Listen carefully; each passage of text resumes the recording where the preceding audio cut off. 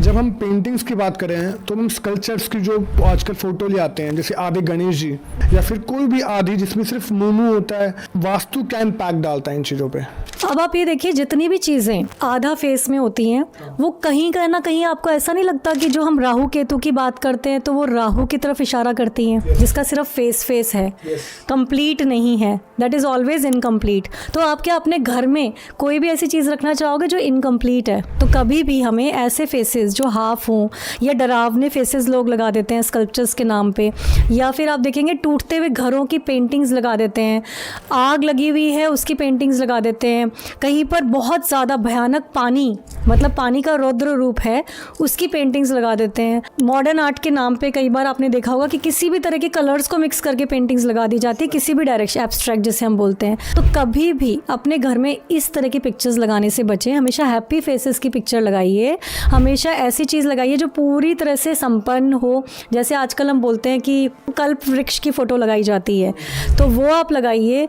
आप कुबेर भगवान की पिक्चर लगाइए, आप ग्रीनरी की पिक्चर लगाइए। तो इस तरह की पिक्चर लगाइए जिसमें ग्रीनरी हो, सनराइज़ होता हुआ हो, जिसमें भागते हुए घोड़े हों। पर भागते हुए घोड़े की पिक्चर जब भी आप लगाएंगे या पेंटिंग जब भी आप लगाएंगे तो आपको एक चीज़ का ध्यान रखना है कि वो घोड़े किस क्वांटिटी में हैं, कौन से कलर में हैं और कौन से एलिमेंट के साथ हैं। एक बहुत कंट्रोवर्शियल मुझे अभी याद आया, एक इमेज होती है जब इसी भागते हुए घोड़े की बात आती है। मैंने बहुत जगह पढ़ा है कि कोई कहता है कि 7 घोड़े हों लेकिन सफ़ेद कलर के हों, कोई कहता है रंग कलरफुल डिफरेंट कलर के हों, कोई कहता है कि वो 7 के 7 घोड़े लगाम से बंधे हों, महाभारत के रथ की तरह। एक बार प्लीज़ आप इसमें बता दीजिए कि क्या सही होना चाहिए, और अगर सब कुछ यूज़ कर सकते हैं तो किस किस चीज़ों के लिए यूज़ कर सकते हैं? तो देखिए, अगर आप अपने घर में पॉजिटिव एनर्जी चाह रहे हैं तो आप 7 वाइट रनिंग हॉर्सेस विद सन जो होते हैं, जो आप चाहते हैं कि अगर आपको नेम फेम मिले, आपके घर में एक एनर्जी का संचार हो, तो वो आप अपने घर में ईस्ट डायरेक्शन में लगाएंगे। 7 वाइट हॉर्सेस विद सन, जिसमें उगता हुआ सूरज होता है, और सन जो है हमेशा ईस्ट से ही उगता है, तो आप ईस्ट डायरेक्शन में उसको लगाएंगे। और घोड़े जो हैं हमेशा उनकी जो रनिंग पोजीशन है वो ऐसी होनी चाहिए कि वो घर के अंदर आ रहे हैं, घर के बाहर जाते हुए नहीं है, क्योंकि घोड़े हमेशा एनर्जी को लेकर आते हैं। अब जब 2 रनिंग रेड हॉर्सेस की हम बात करते हैं, 7 रेड हॉर्सेस की बात करते हैं, तो ये विदाउट वाटर होने चाहिए, बिकॉज रेड जो है ना एनर्जी, वो साउथ से जुड़ी हुई एनर्जी है। ये आपको नेम फेम देते हैं, ये आपके बिजनेस में एक अलग ही एनर्जी को लेकर आते हैं। तो ये हमेशा साउथ दिशा से आ रहे होते हैं आपके घर के अंदर, वही जैसे मैंने बताया, और ये हमेशा रेड कलर के होंगे।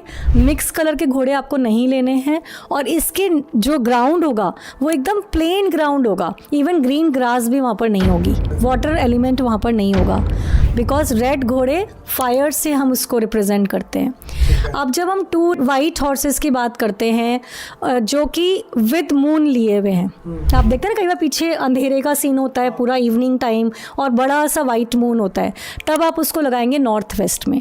कभी भी उस पिक्चर को आप अपने ईस्ट में नहीं लगाएंगे। ऐसी पेंटिंग जो होती है या पिक्चर होती है वो हमेशा अपने नॉर्थ वेस्ट में। 2 वाइट हॉर्सेस हैं, प्लेन है, पीछे कुछ नहीं है, नॉर्मल जैसे स्काई दिख रहा है वैसा है, और वो हॉर्सेस आ रहे हैं, तो वो होते हैं मनी को लेके आते हुए हॉर्सेस। ये आप हमेशा अपने नॉर्थ डायरेक्शन में लगाएंगे, और इसमें वाटर भी हो सकता है, वाटर इज़ अलाउड।